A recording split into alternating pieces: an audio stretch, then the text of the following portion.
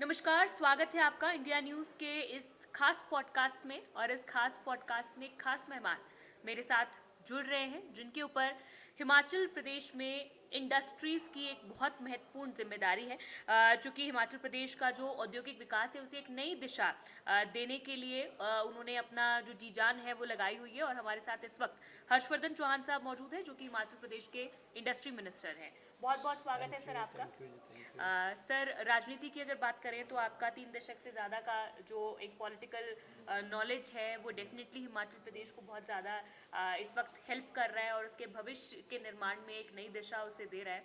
सबसे पहले तो मैं आपसे यही जानना चाहूँगी, फिलहाल हिमाचल प्रदेश में अगर इंडस्ट्री सेगमेंट को हम देखें तो क्या लगता है आपको कि कहाँ खड़ा है हिमाचल प्रदेश? देखो, इंडस्ट्री हिमाचल प्रदेश में, इंडस्ट्रियल सेक्टर में हिमाचल प्रदेश बहुत आगे है। 35% फार्मास्यूटिकल के जो यूनिट्स हैं हिमाचल प्रदेश में हैं। और हमारी जो बड़ी बड़ी मल्टीनेशनल कंपनीज हैं, डॉक्टर रेड्डीज़ है, सन फार्मा है, बॉट है, और बहुत सारे यूनिट्स हैं, बहुत सारे यहाँ पे स्थापित हैं। और भी हमारे जैसे सरिये वाले यूनिट्स हैं वो हमारे पास एस्टेब्लिश हैं। पैकेजिंग वाले हमारे पास यूनिट्स हैं। तो हिमाचल में लगभग कोई 25,000 के करीब जो है इंडस्ट्रीज़ हिमाचल प्रदेश में स्थापित है। और इन इंडस्ट्रीज़ में हम लगभग 4.5 लाख लोगों को जो है रोज़गार भी देते हैं, जिसमें से कि मैक्सिमम कोई राउंड अबाउट 75 to 80% जो है वो हिमाचली बच्चों को रोज़गार भी मिलता है। और इन टर्म्स ऑफ रेवेन्यू भी जो इंडस्ट्रीज़ है वो बहुत पैसा है हिमाचल प्रदेश के खजाने में जनरेट भी करती है। तो इंडस्ट्रीज़ एक बहुत बड़ा डिपार्टमेंट है। और हमारी कोशिश है कि हिमाचल प्रदेश में, क्योंकि जोग्राफिकल पॉइंट ऑफ व्यू से हम मार्केट से बहुत दूर हैं, हमको फिनिश प्रोडक्ट्स बना करके मार्केट में भेजना है, रॉ मटेरियल मार्केट से ला करके बना कर उसको भेजना है। तो हिमाचल प्रदेश में लॉजिस्टिक कॉस्ट जो है बहुत हाई रहती है। इसके बावजूद भी हिमाचल प्रदेश जो है इंडस्ट्रियल सेक्टर में बहुत ग्रो किया है। और हमारी कोशिश है हिमाचल प्रदेश में और इंडस्ट्रीज़ आए। अभी पिछले 3 साढ़े 3 साल में हमने लगभग 25,000 करोड़ रुपए की इन्वेस्टमेंट हिमाचल प्रदेश में जो है वो लाई है। हमारे यहाँ बड़े बड़े प्रोजेक्ट्स जो हैं, हमारे बलड्रग पार्क है, वो राउंड अबाउट 2,000 करोड़ का प्रोजेक्ट है, हरोली के ऊना में लग रहा है, जिससे कि एपीआई इंडस्ट्रीज़ जो हैं, जो जो हमारी फार्मा यूनिट्स हैं, इनका जो रॉ मटेरियल है वो हिमाचल प्रदेश में ही बनेगा। अदरवाइज़ ये जो यूनिट्स रॉ मटेरियल आता था ये चाइना से आता था, क्योंकि वर्ल्ड जो है वो चाइना पे निर्भर करता है इस रॉ मटेरियल। जब कोरोना बिल्कुल। आया तो शॉर्टेज ऑफ मेडिसिन है, शॉर्टेज ऑफ मेडिकल इक्विपमेंट्स हुआ। तो इस देश को आत्मनिर्भर बनाने के लिए इंडिया में 3 मेडिकल बल ड्रग पार्क बन रहे हैं। One is in Gujarat, one is Himachal Pradesh and one is in Andhra Pradesh. वो बहुत तेज़ी से बढ़ रहा है, अगले 6 महीने में वो बन करके तैयार हो जाएगा हमारा। जी। हम जो है मेडिकल डिवाइस पार्क हमारा नालीगढ़ में बन करके लगभग तैयार हो गया है। हमने एलोकेशन करना है उसका, वो भी एक हमारा बहुत बड़ा प्रोजेक्ट है।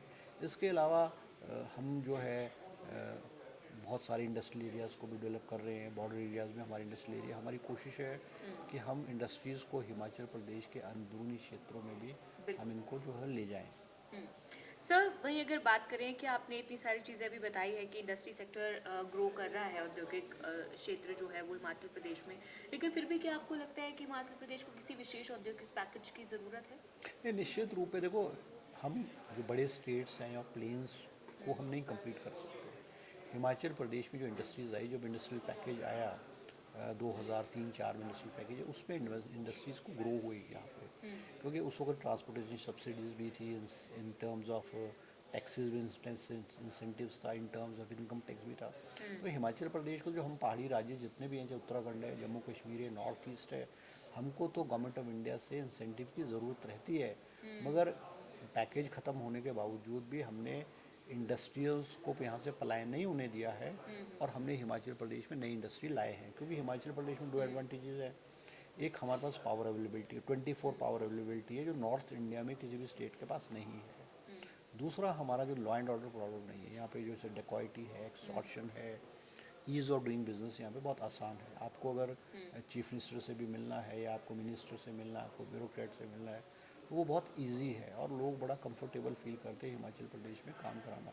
और हिमाचल प्रदेश में जो करप्शन का लेवल है वो भी कोई बहुत हाई नहीं है, बहुत बहुत मार्जिनल है, या वो ना के बराबर जो है वो है। As compare to other state. तो लोग हिमाचल प्रदेश जो है वो in terms of industrial point of view से एक अच्छा डेस्टिनेशन रहा है। मगर क्योंकि कंपटीशन हर स्टेट में होता है, हर स्टेट इंडस्ट्रीज़ को लुभाने के लिए अलग अलग इंसेंटिव्स देते हैं, पावर टैरिफ में रिबेट देंगे, टैक्सेस में रिबेट देंगे, लैंड फ्री देंगे। तो ये सारी चीज़ों पहलुओं को देख करके हम मुख्यमंत्री जी से मिल करके अब हिमाचल प्रदेश में नई इंडस्ट्रियल पॉलिसीज ला रहे हैं, जिसमें हम इन सारे पहलुओं पे करेंगे, गौर करेंगे। और हमारी कोशिश है कि इंडस्ट्री हिमाचल प्रदेश में अंदरूनी क्षेत्र में आए। फूड बेस्ड इंडस्ट्री है, फ्रूट बेस्ड इंडस्ट्रीज़ है, वो हिमाचल प्रदेश में है, ताकि उनको लोकल प्रोडक्ट्स की भी हमारी जो मार्केटिंग जो है इन इंडस्ट्रीज़ के माध्यम से हो। वहीं इंडस्ट्रीज को दो ऐसे सेटबैक्स हिमाचल प्रदेश को मिले, पहला कोविड की बात करें, दूसरा जब अभी प्राकृतिक आपदा आई, तो क्या इंडस्ट्रीज को इसमें क्योंकि बहुत ज़्यादा नुकसान हुआ है, तो आप इसे कैसे देखते हैं कि ये एक सेटबैक रहेगा हिमाचल प्रदेश के लिए या फिर टर्निंग पॉइंट? नहीं, देखो इंडस्ट्रीज़ में जो भी आपदा आई, हमारे 2023 में आपदा आई, 2025 में, और 2019-20 में 20-21 में जब कोविड आया, तो इंडस्ट्री सब जगह पूरे इंडिया की और वर्ल्ड वाइड इंडस्ट्री ने उनमें नुकसान हुआ है। मगर उसके बावजूद भी इंडस्ट्री हिमाचल प्रदेश में उठी है। अब जो तो आप प्राकृतिक, मानते हैं वो रिवाइव कर चुकी है? हाँ, रिवाइव कर चुके। प्राकृतिक आपदा में ज़रूर हमको नुकसान हुआ है, बिल्कुल। क्योंकि उससे हमारा इंफ्रास्ट्रक्चर जो है, हमारा रोड्स है, हमारे ब्रिजेस हैं, हमारे जो बिजली के इंफ्रास्ट्रक्चर है, जी। वो डैमेज हुए हैं, और हमने उनको टेम्परेरी भी रिस्टोर किया। और गवर्नमेंट ऑफ इंडिया से हमारी अपेक्षा थी कि जितनी हमको हेल्प मिलनी चाहिए गवर्नमेंट ऑफ इंडिया से हमको नहीं मिली है। और उसके बावजूद भी हमने अपना इंफ्रास्ट्रक्चर, खास करके इंडस्ट्रियल एरियाज़ में जो है, क्योंकि इंडस्ट्रियल एरियाज में इतना डैमेज नहीं हुआ था, जो डैमेज हुआ था हमने वो रिस्टोर करके हमने उसको रिकवर किया है। बिल्कुल सर, पलायन भी एक बहुत बड़ी समस्या है हिमाचल प्रदेश में, तो आपको लगता है कि क्योंकि पलायन होता है, अगर लोगों की यहाँ पे जिस तरह कमी आती है काम करने के लिए, तो वो भी इंडस्ट्रीज के लिए एक बड़ा चैलेंज है? नहीं, देखो पलायन तो इंडस्ट्री, देखो हम क्या होते हैं, हम इंडस्ट्री को फैसिलिटेट करते हैं। हम कोई भी स्टेट गवर्नमेंट इंडस्ट्रीज को फोर्स नहीं कर सकते कि आप यहीं आओ, क्योंकि कोई भी जो प्रोजेक्ट होगा या कोई भी बिजनेसमैन होगा, वो अपनी फाइनेंशियल वायबिलिटी देखता है, कि उसको लगता है कि अगर मेरे in these condition, in Deen terms या इन दीज इंसेंटिव्स मैं अगर कमाऊंगा, मेरा प्रोजेक्ट वायबल हो, तो वो लगवाएगा। वो हर चीज़ के मतलब पॉजिटिव साइड और नेगेटिव साइड देख करके अपनी इन्वेस्टमेंट करता है। हम इंसेंटिव प्रोवाइड करते हैं, लोग यहाँ आते हैं। और फैक्ट्री बंद होना, पलायन होना भी एक निरंतर प्रक्रिया है। ऐसा नहीं है कि हिमाचल प्रदेश में ही होती है, हर स्टेट में होती है। अब किसी का जो आउटडेटेड मटेरियल हो जाएगा, आउटडेटेड टेक्नोलॉजी आउटडेटेड हो जाएगी, वो फैक्ट्री बंद करके उसको रिवाइव करके उसको लेटेस्ट टेक्नोलॉजी करेगा। किसी की फैक्ट्री में अगर फाइनेंशियल प्रॉब्लम आ जाएगी, फाइनेंशियल प्रॉब्लम की वजह से भी बंद हो जाएगा। आपके जो कंप्लाइंसेस है, जो एनवायरनमेंट कंप्लाइंसेस है, पॉल्यूशन कंप्लाइंसेस है, अगर आप उनको अपडेट नहीं करोगे, उनको उन पैरामीटर्स पे नहीं चलाओगे, आपके यूनिट्स बंद हो जाएंगे। तो फैक्ट्री का पलायन होना और बंद होना एक नॉर्मल प्रोसेस है, वो हर स्टेट में होता है। हिमाचल प्रदेश में भी as compare to other state बहुत कम है वो। ठीक है।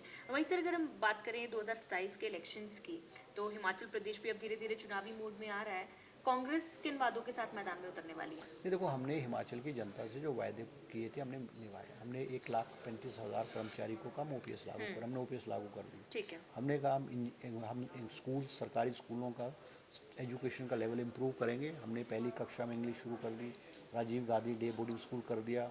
150 स्कूल्स में हमने सीबीएसई पैटर्न को हिमाचल प्रदेश में लागू किया है। तो हमने जो वायदे किए हमने पूरे किए हैं। बहुत सारे क्षेत्रों में जो महिलाओं को 1,500 रुपये देने की बात की, ठीक है, पूरे इंडिया में, पूरे हिमाचल स्टेट में नहीं हमने दिया है, मगर बहुत सारे सेक्टर्स में हम मुख्यमंत्री जी ने 1,500 के हिसाब से दिया है। और मुझे लगता है इस साल के अंत तक जो है वो हिमाचल में 1,500 रुपये महिलाओं को मिलने शुरू हो जाएंगे। और भी जो हमने वायदे किए हैं वो हम इस वित्तीय वर्ष में हम उनको पूरे करेंगे। ठीक है। सर, एक जाते जाते अंत में एक बहुत छोटा सा एक रैपिड फायर राउंड आपके साथ खेलना चाहूँगी। मैं आपसे जो भी पूछूंगी उसका आपने एक शब्द में जवाब देना है, और जो पहला शब्द आपके दिमाग में आता है आपको किसी भी व्यक्ति के लिए या किसी भी चीज़ के लिए जो मैं पूछूंगी वो बताना है। सबसे पहले एक शब्द में Himachal. Himachal is a model state और हिल स्टेट्स, मॉडल स्टेट। पसंदीदा नेता।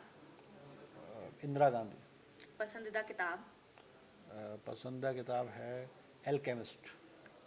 सुबह जल्दी उठना या देर रात तक काम करना? मैं देर रात नहीं, सुबह उठ जाता हूँ जल्दी, 6-7 बजे उठ जाता हूँ, रात को भी 10 बजे सो जाता हूँ। चाय या कॉफ़ी? टी। टी। पहाड़ या समुद्र? पहाड़। पहाड़ पहाड़ का हमारी जिले भी जान नहीं है। है हिमाचल जी। तो राजनीति का आपका सबसे अच्छा दोस्त कौन? बहुत लोग हैं, बहुत लोग हैं, बहुत किसी लोग एक का नाम लेना चाहो तो? हैं। सारे बहुत लोग हैं, बहुत सारे अच्छा, दोस्त कोई हैं। ऑपोजिशन का ऐसा लीडर जो आपको बहुत पसंद हो? अटल बिहारी वाजपेयी ठीक मेरे है। Favourite leader. कोई ऐसा फैसला जो आपने लिया हो लेकिन अगर आपको मौका मिले कि उसे मैं बदल सकता हूँ तो वो कौन सा हो? नहीं, मैंने तो कभी भी मैंने अपने जो मैंने फैसले किए हैं मैं सोच समझ के करता हूँ। मुझे अपने कोई भी फैसले में पश्चाताप नहीं है। जब मुझे ऐसा लगता है कि मेरे से गलत हुआ है तो मैं उसको, जब मुझे एहसास होता है कि मुझे गलती हुई तो मैं उसको करेक्ट कर लेता हूँ। एक शब्द में, Virbhadra Singh. Legend. Narendra Modi. Narendra Modi average. Sukhvinder Singh Sukhu. Fantastic. Jairam Thakur. Average. Kangana Ranaut. Foolish.